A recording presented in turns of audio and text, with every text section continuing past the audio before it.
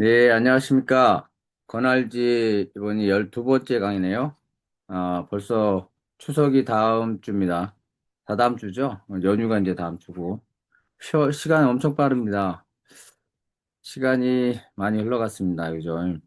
지난주에는 저희가 장건강 면역력을 높이다, 면역력의 신세계 장면역력 1탄과 이번에 2탄으로 두 번째 시간으로 다 여섯 개의 과정을 다 하려고 그랬는데 너무 시간이 모자라서 나눴어요. 그래서 4강을 5강으로 늘렸습니다. 그 점 양해하시기 바라고. 다음 주는 연휴는 아니지만 이제 10월 1일 날 시작하고 연휴 끝나고 15일 날 마무리가 되겠죠. 자, 화면 공유하고 시작하겠습니다.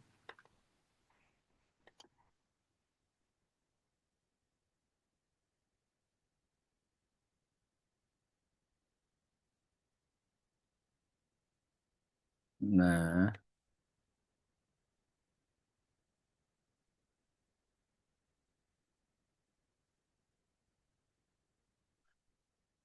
네, 이번 시간은 면역력의 신세계 장면역력, 저번 주에 이어서 두 번째로 시작하도록 하겠습니다. 그래서 5주 과정으로 늘렸어요. 이 면역력, 장면역력이 내용이 너무 많아서 책은 얇은데 상당히 얇아요, 이렇게. 얇은데 내용이 엄청 많습니다. 공부할 것도 많고 그래서 늘렸습니다. 그래서 오늘 목차는 식이섬유에 무한한 능력이 숨어 있다는 식이섬유에 대해서 알아보고요. 그다음 장내세균은 식이섬유를 좋아합니다. 라는 거고, 유산균 제제로 유익한, 유산균 제제 이제 프로바이오틱스죠. 장내세균을 키우는 법, 그다음 마이크로바이옴에 대해서 알아보도록 하겠습니다. 자, 식이섬유는 옛날에는 음식물 찌꺼기다 해서 영양소에도 들어가지 않았어요. 그러나 지금은 10대 영양소로도 들어가가지고 여러분들이 비타민, 무기질, 미네랄에 이어서 물과 함께 식이섬유는 너무나도 중요한 영양소가 되고 있습니다. 그래서 식이섬유는 탄수화물의 일종인데요. 소화효소. 음, 소화효소로서 거의 소화되지 않는 고분자 성분입니다. 그래서 사람들이 무시를 했었던 거죠. 그렇지만 이 식이섬유가 건강에 크게 공헌한다는 사실이 밝혀지면서 많은 이들이 식이섬유를 새로운 화두로 갖게 되었습니다. 우리가 식습관병의 근원은 식이섬유가 빠진 식사에서 비롯된다는데, 뭐 거친 음식, 옛날에는 도정작용도 거치지 않고 현미로 식사를 해가지고 식이섬유를 충분히 섭취할 수 있었지만 지금은 도정이 다 된 백미를 섭취하고요. 또 뭐 서구화된 식습관으로 인해서 많은 것들이 식이섬유가 빠져 있습니다. 거친 음식을 싫어하죠. 식이섬유의 중요성 세계를 알린 사람은 영국의 데니스 버킷이라는 박사인데요. 이 사람은 모든 생활습관병은 금세기 식생활이 식이섬유를 잃어버린 데서 시작됐다라고 주장하고 있어요. 그래서 식이섬유의 유효성으로는 장벽을 자극해서 위장운동과 소화액의 분비를 활발하게 하고요. 또한 장내 세균이 먹이가 되면서 비타민 B군을 합성하기도 합니다. 비타민 B는 효모로 우리가 그 생활에 있어서 상당히 그 활력을 도와주는 비타민이에요. 그래서 너무나 중요합니다. 그래서 옛날에 그 먹었던 것 중에서 뭐 우리 지금은 이스트비를 먹는데 옛날에 그 뭐죠? 에비오제인가? 그 있잖아요. 그거 많이 먹었죠. 그 어릴 때. 그다음에 식이섬유는 소장에서 소화 시간을 늘려가지고 혈당치 상승 정도를 완화시켜 줍니다. 그래서 당뇨가 있으신 분들은 식이섬유를 많이 드시면 참 좋습니다. 그다음에 담즙산이죠. 담즙산은 뭐죠? 담즙산은 지방을 분해하는 산입니다. 그래서 이것이 쓰이고 나서 재흡수가 되는데 이게 억제되고 그래서 혈중 콜레스테롤 양을 내리게 됩니다. 이 내용은 뒤에서 또 나오니까 한번 보시기 바라고요. 다음 식이섬유는 유해물질, 중금속 흡착을 배출합니다. 이따가 이제 식이섬유 종류에 대해서 말을 할 텐데요. 거기에서 또 말씀드리도록 하겠습니다. 그래서 식이섬유는 수용성 식이섬유와 음, 수용성 식이섬유와 불용성 식이섬유로 나누게 되는데요. 이것이 조화롭게 잘 들어있는 음식들, 딱 하나만 들어있지는 않아요. 그런 음식들을 드시는 것이 좋습니다. 어, 수용성 식이섬유는 펙틴, 구아검, 글루코마난, 후코이단, 그다음에 알긴산 등이 있고요. 물흡수를 하면은 젤리처럼 부풀어 올라가지고, 어, 상당히 몇 배로 커지게 됩니다. 부풀어서, 그것들을 갖다가 그 나쁜 것들, 담주산 나쁜 것들을 갖고 나가게 되죠. 담주산의 흡수 억제로 혈중 콜레스테롤과 간 내 콜레스테롤 양이 줄어드는 효과를 갖게 돼요. 담주산은 이제 장간순환이라고 하는데요. 콜레스테롤 원료로 간에 만들어지는 소화액입니다. 근데 이 지방을 녹이는 작용을 하는데 간과 소장, 담낭 속에 일정량을 비축해 되어 있다가 지방을 소화 흡수해야 한다는 시점에 십이지장으로부터 분비가 돼요. 근데 그 역할이 끝나면은 재흡수돼서 다시 간으로 가는데 이러한 과정을 장간순환이라고 합니다. 이런 과정이 원활하게 이루어져야 되는데 여기서 수용성 식이섬유가 담즙산에 흡착하여서 병과 함께 배설되면서 간의 부담을 줄어들게 되죠. 그러면은 비축량 부족분이 생겨서 재생산이 해야 되겠죠? 이때 생산되는 주 재료가 간이나 혈액 속에 있는 콜레스테롤이에요. 결국은 이 담즙산을 배출하는 것은 결국 콜레스테롤의 양을 줄이는 거. 그러니까 고지혈증을 없앨 수 있는 그런 것입니다. 그래서 수용성 식이섬유는 너무 중요합니다. 그 영향으로 동맥경화증이라든지 고콜레스테롤 혈증이라든지 허혈성 심장질환, 뇌혈관 질환, 담석 등 관계가 됩니다. 담석 등의 질병에 대한 예방 효과가 높아집니다. 수용성 식이섬유는 당분의 흡수를 늦춤으로써 혈당치의 급격한 상승을 막아주는데, 그래서 당뇨병 예방에 좋기 때문에 많이 드시는 게 좋죠. 그리고 나트륨을 결합하여 가지고 쉽기 때문에 고혈압 방지에 도움이 됩니다. 나트륨과 결합한 젤리 형태의 수용성 식이섬유는요, 대장을 지나 체외로 배출이 돼요. 이것은 혈압을 내리는 효과로 이어지는데요. 식이섬유가 생활습관병에 효과적이라는 이유가 바로 이런 작용 때문입니다. 식이섬유는 비피더스균과 같은 유익균을 늘려서 장내 세균을 장내 세균을 균형을 유지하는 역할도 합니다. 이따 또 당내 세균 얘기하지만 식이섬유는 단세지방산을 만드는데 장내 세균이 먹이가 된다고 해요. 이 단세지방산이 상당히 중요한데요. 이거는 면역력과 대장벽의 세포를 재생하기 때문에 너무나도 중요합니다. 근데 이 단세지방산을 만드는데 식이섬유가 그 장내 세균의 먹이가 된다는 거죠. 이런 것들이 이래서 수용성 식이섬유는 우리가 식품으로서 많이 먹으면 되는데요. 뭐 과일이나 바나나, 키위 등과 같은 잘 익은 과일들 또는 미역, 다시마, 큰 실말 등의 해조류, 또 참마나 곤약 등이 많이 들어 있습니다. 그러니까 여러분들 음식을 통해서 드시는 게 가장 좋은데 음식이 솔직히 식이섬유가 옛날에는 많았는데 많이 없어졌죠. 실제적으로 고구마 같은 것들 보면은 옛날에는 질겨가지고 끝에 보면 먹지 못했어요. 근데 요즘에 그런 거 별로 없더라고요. 다 잘라내고 또 먹잖아요. 그래서 저 같은 경우는 여기 나오는 뉴트리라이트 파이버비츠라고 하죠. 파이버비츠 플러스인데 이거는 불용성 식이섬유하고 수용성 식이섬유가 3대1로 돼 있어요. 그래서 수용성이 3이고 불용성이 1입니다.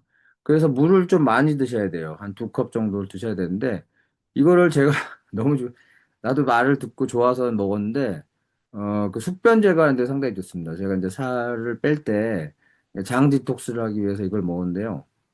장이 너무나도 부글부글 막 끓어오르더니 변기가 한 3번 정도 막혔어요. 그 정도로 숙변이 많더라고요. 그러고 나니까 한 1.5kg, 2kg까지 줄은 것 같아요. 자, 우리가 또 보면은 불용성 식이섬유라는 게 있어요. 이거는 그 수세미 같은 거예요. 그래서 헤미셀룰로이스, 라그난, 그라칸, 키틴, 키토산, 셀룰로이스 등 이런 것들이 있는데요. 수분을 흡수하면은 몇 배 또는 몇십 배로 막 팽창해요. 그래서 그 안에 장이 이렇게 생겼잖아요. 근데 그 장 안에 숙변이 막 껴 있어요. 그 숙변들을 자극을 해서 연동 운동을 왕성하게 하고 거기에 찌꺼기 있는 음식물 찌꺼기를 체외로 배설합니다. 그러니까 수용성 식이섬유는 나쁜 균을 잡아서 가고요. 그다음에 불용성 식이섬유는 거기에 있는 찌꺼기들을 쫙 긁어내는 거죠. 그래서 변비 해소에 좋고 숙변 배설에 효과적입니다. 여성분들이 특히 그 많죠. 못 사요. 많이 못 사요. 그죠? 그때 변비를 해소하는데 너무 좋으니까 이거 많이 드시면 좋겠습니다. 특히 가장 좋은 거는 어, 식품을 통해서 하시는 거지만 그렇지 도움을 받고자 하면은 이 화이버 비치 플러스라는 것을 활용해 보시는 것도 좋을 것 같습니다. 장내 유해 물질 우리가 불용성 식이섬유는 장내 유해 물질을 갖다가 내보내는데요. 그 장내 유해 물질이라는 게 뭐냐면 음식물이 소화되고 남은 찌꺼기 등이 있어요. 그 찌꺼기 등이 장내 유해균에 의해서 유해균에 의해서 변화되는 겁니다. 썩는 거죠, 지금. 그래서 거기에 부패가 된다 이거죠. 그래서 발암성, 유해 중금속을 함유하고요. 장내 머무는 시간이 길어지면 어떻게 되겠어요? 방구 냄새 많이 나죠. 심하게 납니다. 솔직히. 그리고 변비 심해지고요. 배가 끓어오르고, 저도 이런 경험이 있었어요. 이렇게 그때 비만일 때, 아우, 항상 장이 안 좋았으니까요. 그래서 이런 것들이 장에 계속 머물게 되면요, 질병의 원인이 됩니다. 그러니까 장을 깨끗하게 해주는 게 가장 좋아요. 대장계실이라는 병이 있는데 이건 뭐냐면 불용성 식이섬유가 부족하면은 변비에 잘 걸려서 변의 양이 줄고 딱딱해지죠. 이 자꾸 딱딱한 변을 보려다 보면은 근육의 힘을 항문에 매진하게 됩니다. 우리가 항문에 힘을 주게 되죠. 우리는 항문에 매진해야 되는데 항문에 힘을 주면 안 돼요. 장내 근육이 더 강한 힘을 하면 되는데 이때 장내 압력이 높아지겠죠. 그때 압력이 지속되면은 대장벽의 일부가 견디지 못하고 빠져나가 버려요. 치액, 치루 뭐 이런 거죠. 평소 제가 이제 이런 것들이 걸렸었어요. 저도 수술을 했고, 지금은 좋은 상태이지만 주의하고 있습니다. 이것이 개실인데요. 개실이 염증을 일으키는 것이 대장개실염입니다. 이거는 복통을 일으키고요. 설사의 증상이 늘어나게 되고, 드물게는 다양한 추류를 보이게 돼요. 저도 그 항문에 요즘은 이제 딱 규정된 시간에 딱딱 나오니까 섰는데 옛날에는 변비가 심했죠. 그래서 힘들었습니다. 그래서 이걸 예방하려면 어떻게 하겠어요? 불용성 식이섬유가 든 식품을 많이 드셔야겠죠. 그다음에 수용성 식이섬유도 드는 거 드시면 좋죠. 이 불용성 식이섬유가 부족하면요, 충수염, 부족시 충수염, 틈새 탈장, 뭐 하지 정맥류까지도 관계가 되면 치액이죠. 치질이라고 하죠. 직장 탈출증, 직장이 나와버리는 거예요. 그러므로 이것들을 드시려면요, 현미라든가, 저도 오늘 여지껏 현미를 잘 안 먹다가 오늘 이 방송 보고 저녁에 현미를 먹었어요. 죄송합니다. 전엔 많이 먹었는데, 현미를 사가지고 가져와서 먹었습니다. 아주 바로 씹었는데, 저 이제 그 현미만을 하지 않았고, 백미하고 현미를 3대1 정도 섞었는데요. 아우, 참 이게 거칠더라고요. 거칠지만 오래 씹게 돼요. 빨리 넘기지 않으니까 좋더라고요. 그래서 배도 이제 뭐 조금 먹었는데도 포만감이 들고 아주 좋습니다. 그래서 그 우엉 등의 근체류, 그러니까 뿌리를 근거로 하는 것들, 뭐 고구마, 감자, 뭐 이런 거, 콩, 잎채소류, 버섯류 등을 드시면은 불용성 식이섬유에 좋다고 하겠습니다. 그러니까 다시 정리를 하면요. 수용성 식이섬유는 콜레스테롤과 장질의 불필요한 흡수와 급격한 흡수를 막고 불용성 식이섬유는 원활한 배변을 유도하는 거죠. 장내 유해물질을 배설시킵니다. 이러한 식이섬유 작용이 고지혈증이나 당뇨병, 고혈압 등의 또 동맥경화에 또 암 예방에도 너무 좋다고 합니다. 이 식이섬유를 옛날에는 영양소로 치지 않았다니 문제가 있죠. 이게 이제 식이섬유는 더 이상 음식 찌꺼기가 아닙니다. 아시겠죠? 우리 사과 먹을 때는 사과 껍질 깎지 마시고 백미보단 현미, 보리밥을 드시는 것이 좋겠습니다.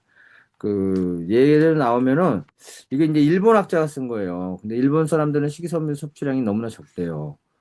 그런데 멕시코 사람들은요, 식이섬유 섭취가 한 5배 정도가 높다고 합니다.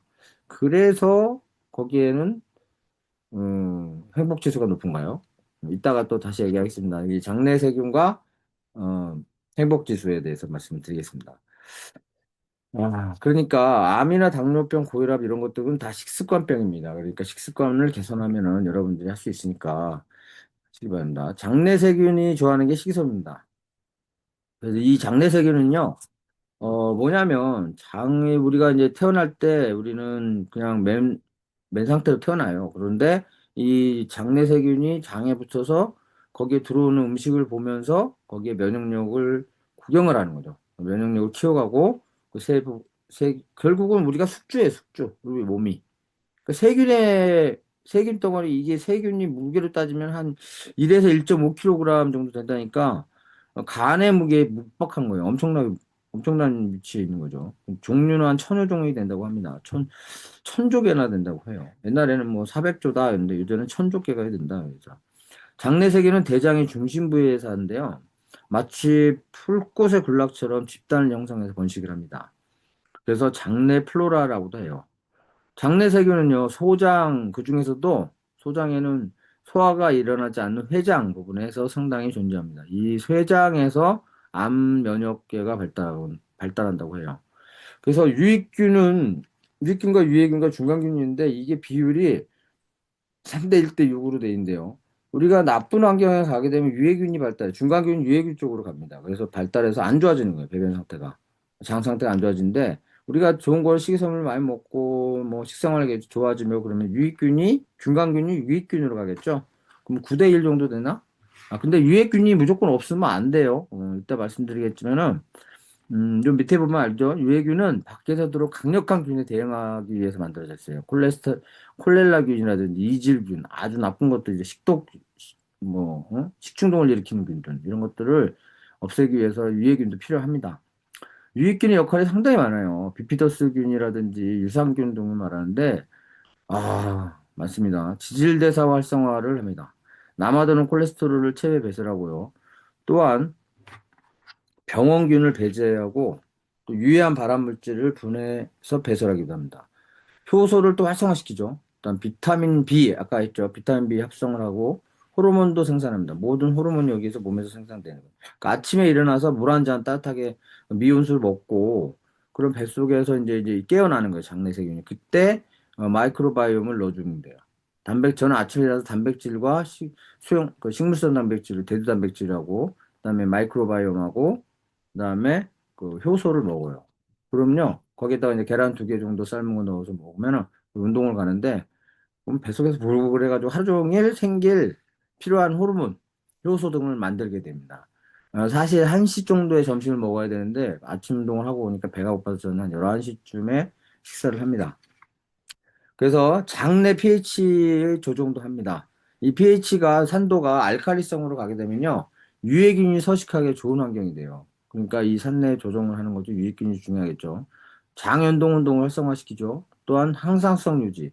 우리 몸은 항상 평상성을 유지해야 되고, 유도, 36.5도가 넘어서면 또 안 돼요. 거기서 1도, 2도 왔다 갔다 하면 위험합니다. 그러니까 항상성을 유지하고 조정하고 또한 도파민, 세로토닌을 생성하는 이 도파민과 세로토닌은 뭐죠? 행복 호르몬이죠. 그러니까 식이섬유 많이 안 먹으면 유익균이 없고 유익균이 없으면 결국은 불행하다는 얘기예요. 그래서 우울증과도 관계가 있고 이런 관계가 돼 있다 이런 거죠. 그래서 면역계 활성화가 하는데도 중요합니다. 그러니까 유해균은요, 유해균과 이 장 속의 환경이 무너지면요, 중간기혈증이 또 유익균이 못하겠죠. 그래서 면역계에 또 영향을 주게 돼서 결국은 여러 가지 감염이 되고 알레르기성, 궤양성 대장염, 암, 비만 또는 알러지, 뿐만 아니라 자가 면역 질환들, 이거 어린애들 많이 걸리죠. 이런 것들이 다 생기기 원인이 됩니다. 그러니까 여러분들 유익균을 많이 드시기 바랍니다. 유익균을 많이 만들기 위해서는 뭘 해야 된다고요? 식이섬유를 많이 드셔야 돼요. 그래서 식이섬유는 행복지수와 관련이 되어 있습니다. 장내세균에 먹이가 되고요. 식이섬유가 부족하면은 우울증이라든지 수면장애, 신경증이 증가합니다.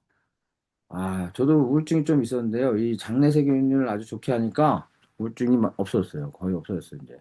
장내세균 그러니까는 도파민과 세로토닌을 만드는 것이 아니라 도파민과 세로토닌을 만들어내는 전구체를 만들어내는 거죠. 장내세균이.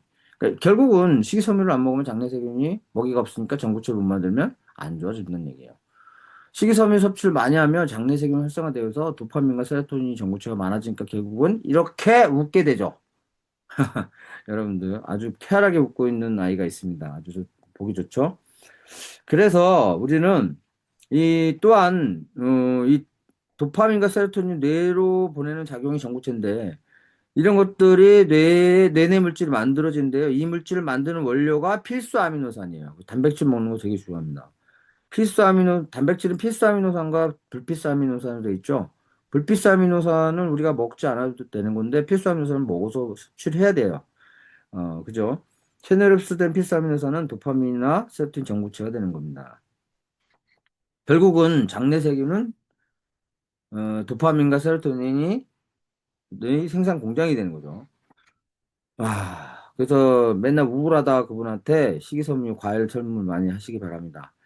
우리가 현재 지금 자살률이 상당히 높죠. 우리나라도 이제 뭐 전국 전 세계적으로 뭐 문제가 되고 있는데 왜냐면 이 환경이 발달하지만 거기에 대해 빈부격차가 심해지고 그러면서 자살하는 사람이 많아집니다. 경제적인 이유가 많이 있습니다. 병에 걸리고 그러는데 근데 희한하게 동남아시아 특히 그쪽하고 멕시코 사람들은요 자살률이 없어요. 거의 없대요. 왜 그러냐 했더니 이 멕시코 사람들은 일본 사람들에 비해서 식이섬유 섭취율이 3배나 높답니다. 물론 이제 식이섬유만은 아니겠죠. 이제 민족성도 있는 거고 그런데요. 음, 그러니까 소용성 식이섬유가 그 장내세균을 먹이게 되니까 여기에는 뭐 여러 가지가 있겠지만 해조류 많이 드시고 두부하고 유부, 콩 제품들 많이 드시기 바랍니다. 불용성 식이섬유가 많은 거는 아까도 얘기했죠. 우엉이라든지 근체류, 그다음에 샤론, 마늘, 아보카도, 과일류 이런 것들 많이 드시기 바라고 또 토란 미끈미끈하죠. 몰로키아 모르게 이건 잘 모르겠습니다. 근데 또한 발효식품도 좋습니다. 된장, 고추장, 미소된장 일본 사람이 써가지고 미소된장하고 낫또 많이 강조하더라고요. 식초 절임 등을 많이 주는 게 좋습니다. 또한 유산균 제제, 이건 프로바이오틱스를 말하는 건데 유익한 장내세균을 키운다라고 했습니다. 건국 건강의 비결은 장환경을 개선하는 거고요. 이 림프구가 면역세포 일종의 림프구가요. 장에 70%가 있답니다. 또한 종양 면역세포라고 이거는 소장 아까 회문에 있다고 했죠. 소장에 80%가 있고요. 그래서 면역력은 우리가 묵인 상태로 태어나서 장내 세균이 정착하는 거에 이게 장내 세균입니다. 그래서 장이 좋은 사람은 잔병 치레가 적어요. 저는 어릴 때 잔병 치레가 상당히 많았다고 해요. 어릴 때 저는 태어나기를 좀 힘들게 태어났어요. 지금은 건강하죠. 어제 같은 경우는 제가 이제 그 수선집에 가서 그 옷을 수선했는데 오랜만에 딱 봤는데 그분이 너를 얼마나 건강해졌는지 뭐 어떻게 해서 살을 뺐느냐 막 묻더라고요. 그래서 제가 이게 건강 알지를 소개하고 이거 꼭 보라고 말씀을 드렸어요. 그래서 우리가 유익균은 아까도 얘기했죠. 소화 흡수, 영양이라든지 독소 해독, 면역, 암 예방 등을 하고요. 유해균은 번식을 막는다라고 했어요. 유산균이 대장 내 유산이라는 산성물질 만들어내서요. 장 속의 pH 농도를 낮추면은 유해균 증식을 막아주는 거예요. 유해균은 알칼리 환경에서 증식하거든요. 어, 그래서 유해균은 변비나 설사, 아토피 질환을 유발하고 자폐증의 원인이 되기도 합니다. 솔직히 자폐가 심하신 분들 장 환경이 안 좋습니다. 그러니까 그분들도 하시기 바라고 이런 것들은 이제 프로바이오틱스라고 하는데요. 유산균 제제, 이 말을 이제 좀 한국말로 한 게 아니, 이 일본말을 번역한 거를 좀 그랬는데, 이게 프로바이오틱스라고 하는 겁니다. 우리 프리바이오틱스가 뭐고, 프로바이오틱스가 뭐고, 뭐냐 하지만, 프리바이오틱스는 식이섬유를 말하는 거고요. 프로바이오틱스는 유익균을 말하는 거예요. 근데 이게 우리가 전에 많이 나왔었죠. 선전 나왔지만은 장까지 살아서 들어가는 게 별로 없어요.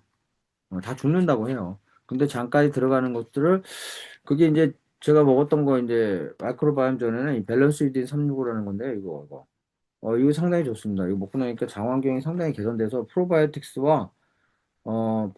38억 CFU 38억 마리가 83억 마리가 들어있다는데 장까지 다 들어간다고 합니다. 근데 솔직히 이거 먹고 난 좋았어요. 그러니까 만성질환자라든지 항생제를 장기 복용하는 뭐 암 환자라든지 오랜 장기 투병하고 있는 환자들은 반드시 이걸 드셔야 돼요. 이걸 안 드시면 안 돼요. 안에 균이 자체가 항생제를 먹으면요, 이 안에 있는 유익균, 유산균 다 죽어버려요. 그러니까 이걸 드셔가지고 꼭 좋게 만드시기 바랍니다. 또한 체온을 따뜻하게 하는 것도 중요합니다. 제가 마이크로바이옴에 대해서 다시 말씀을 드릴 텐데요. 이거는 이제 호차펠 교수라는 분이 상당히 유명하신 분이 있어요. 미생물계에서는 1인자입니다. 세계 1인자. 이 사람과 그다음에 지오셉 박사가 만든 회사가 이제 그 HM파마라는 데인데요. 제가 제주도 갔을 때 참 놀랬던 일이 있었어요. 키가 190 정도 가까이 되는데 몸무게 60kg가 안 되는 거예요. 남자인데 고이인데 엄청 잘 먹어요. 운동도 하고. 엄청 이제 마르니까 친구들한테 놀림을 받겠죠. 뭐 여자친구도 없고 막 자기가 좀 회의감을 갖더라고요. 근데 이 친구를 이 마이크로바이옴 테스트라고 있어요. 요거.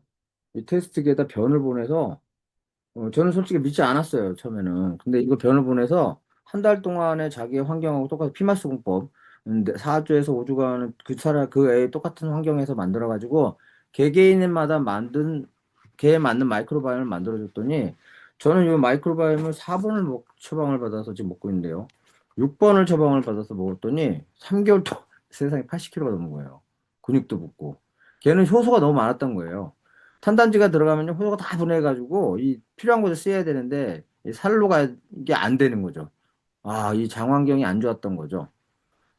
그러고 나서 나 이것을 했습니다. 자, 그래서 저는 이제 마이크로바이옴에 대해서 잠깐 소개를 할 텐데요. 이거는 어디에서 비롯됐냐면 과학자들은 휴먼 게놈 프로젝트라고 해가지고 DNA를 우리가 연구를 하면은 질병은 정복이 되겠다는데 23쌍의 DNA가 초파리보다 3배밖에 안 많다는 얘기예요.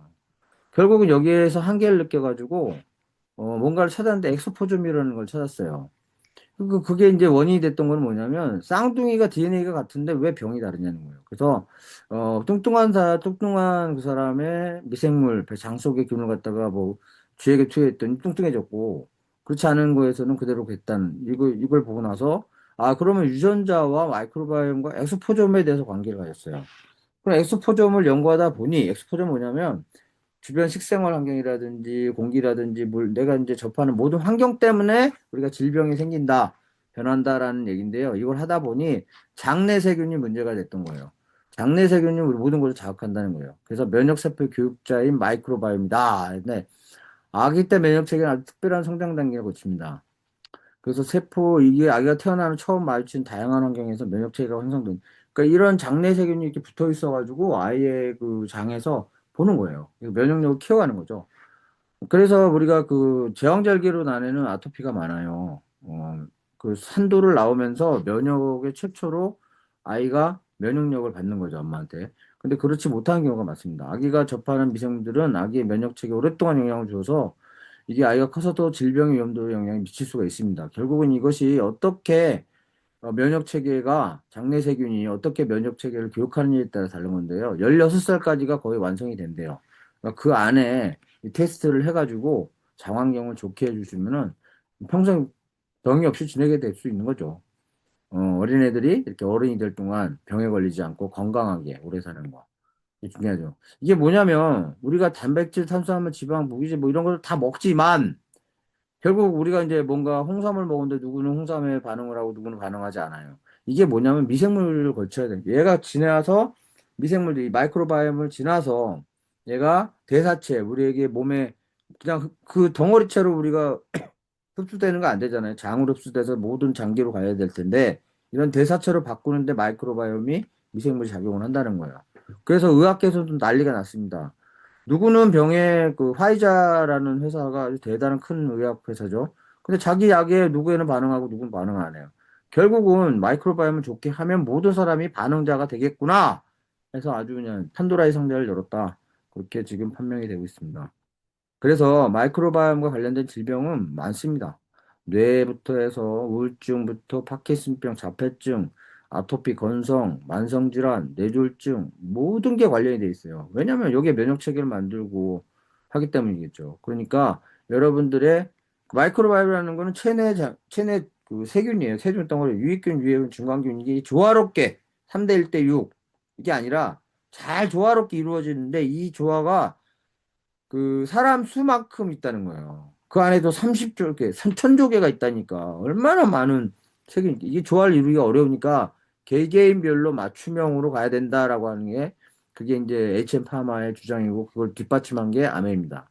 아메이가 3년간, 아이고, 거의 5년간 저쪽 엑스포점이라고 해서 그 시카고 대학에다가 엄청난 돈을 들여가지고 엑스포점을 연구하던 중에 마이크로바이옴을 찾아냈고 이것을 하고 있는 HM파마라는 회사를 발견한 거예요. 근데 HM파마는 이론은 맞고 방법도 아는데 이걸 할 수가 없었던 거예요. 근데 솔직히 마이크로바이옴을 만들 수도 없었던 상황이었는데 아메이가 여기에 투자를 해서 그럼 과학이 그렇다면 해보자 해가지고 5년간 투자했어요. 일반인 회사들은요 1년 투자하고 다음에 돈이 안 나오잖아요. 그럼 안 해요. 근데 여기는 150억을 투자해가지고 우리가 정말 이렇게 가고 있다. 개인 건강 플랫폼, 웰빙이 이렇게 가야 된다라고 해서 만든 겁니다. 그렇게 해서 만들어진 게 마이크로바이옴 마이랩이라는 거예요. 마이랩. 아까 말했던 거. 요거로 저도 이제 두 번째 이번에 보냈는데 10월 말에나 나온대네요. 이번 이제 추석이 껴가지고. 그러면 이제 이게 마이크로바이옴 4번 먹던 게 이제 바뀔 수도 있는 거죠. 장내 세균이. 그래서 이제 여러분도 질문할 거 많겠지만은 시간상 그 단톡방에 내시고 다음에 요거 면역력의 세계 장 면역력을 세 번째를 마지막으로 면역력의 신세계를 마치도록 하고요. 여러분들 아무튼 네, 다음 주면 추석 연휴 10월 1일 날 또 강의가 있군요. 10월 1일 날 요 마지막 하시고 일단 우리 한번 다시 근데 이거 무조건 듣고 나서 여러분들이 중요한 건 뭡니까? 실천하셔야 돼요. 장을 따뜻하게 하시고 운동하시고 면역력을 좋게 하기 위해서 식이섬유를 많이 드시기 바랍니다. 그 도움이 안 된다면 아까 하이버 비치 플러스를 좀 도움을 받으시면은 훨씬 더 좋을 것 같습니다. 네, 오늘 여기서 마치도록 하겠습니다. 여러분들 한번 꼭 많이 아무튼 장 개선 잘 하시고요. 아무튼 좋은 다음 주에 또 만나도록 하겠습니다. 안녕히 계십시오.